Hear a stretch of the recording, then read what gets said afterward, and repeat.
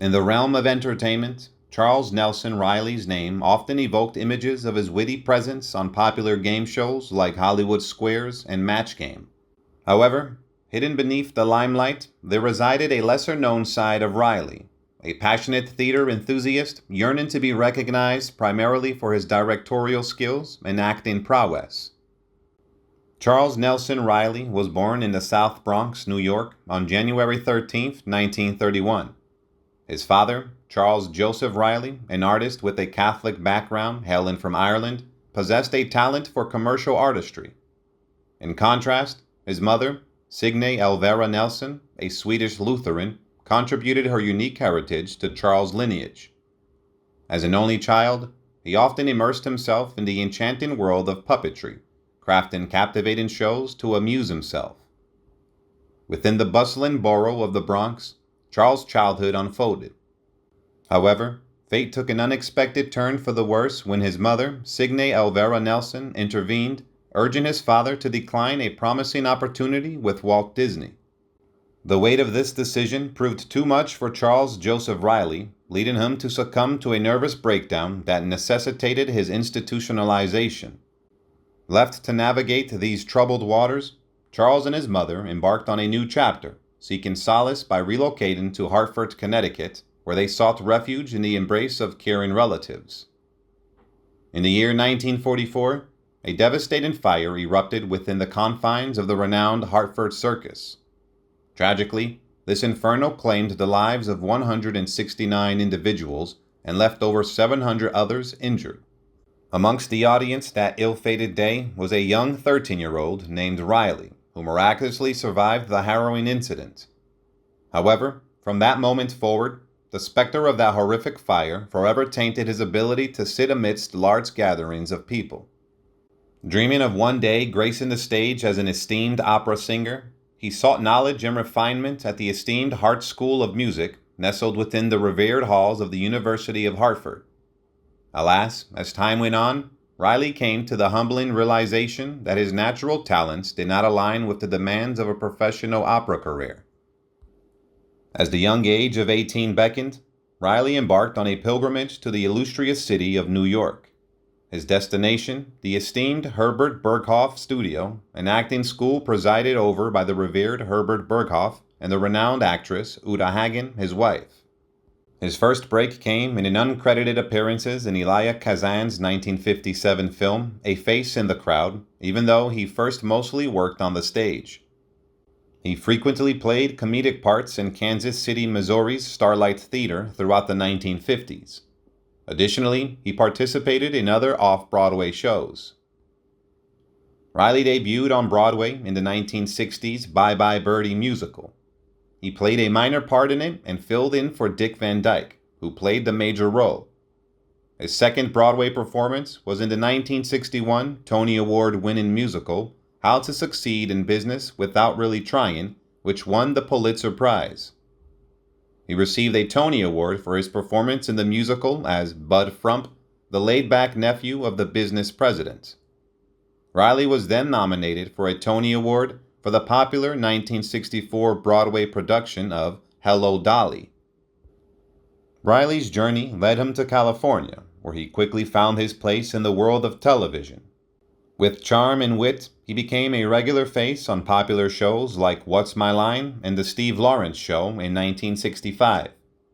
His talent didn't go unnoticed, as he even starred in television commercials for Excedrin and Bic Banana Ink crayons. One of Reilly's notable roles was the character of Claymore Gregg in the supernatural comedy television series The Ghost and Mrs. Muir from 1968 to 1970. However, his versatility extended beyond this series. Reilly had the opportunity to guest star in various television series, including Here's Lucy, The Patty Duke Show, Rowan and Martin's Laugh-In, and The Love Boat. He showcased his acting skills even in children's programs, taking on the role of an evil magician in Lidsville in 1971 and playing the titular character in Uncle Croc's Block. Reilly's talent reached its pinnacle when he was invited to work on an episode of Walt Disney's The Mouse Factory.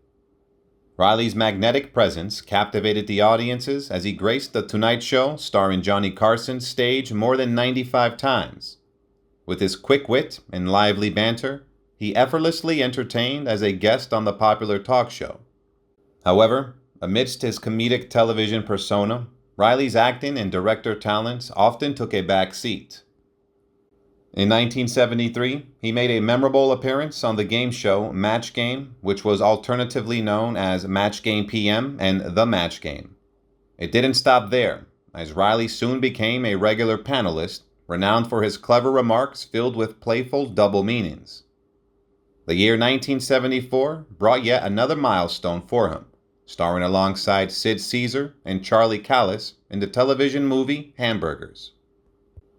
Reilly's television appearances were diverse, showcasing his versatility. One example was his frequent guest appearances on the show Body Language in 1984, where he skillfully conveyed messages without uttering a word. The year 1976 marked a new venture for Reilly as he stepped into the realm of directing. His talents were put to use in the one-woman play The Belle of Amherst, featuring the remarkable Julie Harris. This collaboration proved to be extraordinary, as Harris received a well-deserved Tony Award for her portrayal of Emily Dickinson in the same play. Reilly continued his directorial journey in 1979 with Ira Levin's Broadway play Break a Leg. Despite the play not achieving commercial success, Reilly's commitment to the craft remained unwavering. In 1980, he took on a dual role starring in the play Charlotte, while also directing Mark Hamill in the comedic production The Nerd. Expanding his horizons into the realm of television, Reilly directed numerous episodes of the television show Evening Shade in 1990. Simultaneously, he maintained his presence as a guest star in popular 1990s television shows like The Drew Carey Show, Family Matters, and The Larry Sanders Show. Reilly even made appearances in select episodes of the television series The X-Files and Millennium, further showcasing his versatility as an actor. Reilly's talent and expertise as a director were not left unrecognized. In 1997, he received a prestigious Tony Award nomination for Best Director of a Play for his work on the Julie Harris-led production of The Gin Game. In 1976, a new chapter began in Reilly's career as he embarked on the path of teaching drama at the renowned Herbert Berghof Studio. This acting school, founded by Herbert Berghof and Uta Hagen, became the nurturing ground for aspiring talents. Among Reilly's students were notable individuals such as Gary Berghof, Lily Tomlin, and Betty Midler. His passion for imparting knowledge and shaping young actors took him to Florida in 1979, where he joined forces with his close friend Burt Reynolds at his esteemed institute. The year 2000 marked a significant milestone in Reilly's career as he unveiled his autobiographical one-man show, Save It for the Stage, The Life of Reilly. This captivating production delved into his upbringing in the Bronx, shining a spotlight on his family life during his formative years. The title itself held a sentimental meaning, as it echoed the words his mother often uttered whenever he showcased his cleverness. With resounding success and critical acclaim, Reilly embarked on a nationwide tour with his one-man show, leaving audiences spellbound wherever he performed. In 2006, the Life of Reilly movie premiered at the esteemed South by Southwest Film Festival, captivating viewers with its raw and poignant portrayal. The film resonated deeply with audiences, receiving immense appreciation for its heartfelt storytelling and the extraordinary talent of Reilly himself. In the realm of his personal life, Charles Nelson kept a level of transparency about his sexuality during the early years of his career. While he didn't actively conceal it, he didn't openly discuss it, although he occasionally poked fun at himself on his game shows. However, in a revealing interview, he made it known that he had never hidden his identity as a gay man from anyone. Living in the vibrant neighborhood of Beverly Hills, Charles Nelson shared his life with his partner, Patrick Hughes III. Patrick, a talented set decorator and dresser, was a significant presence in Charles Nelson's life, providing love and support as they built a life together. Tragically, during a tour with his acclaimed one-man show, Charles Nelson began experiencing respiratory complications in 2006. Despite his unwavering dedication to his craft, his health began to decline. On a somber day, May 25, 2007, Charles Nelson succumbed to pneumonia, passing away at the age of 76.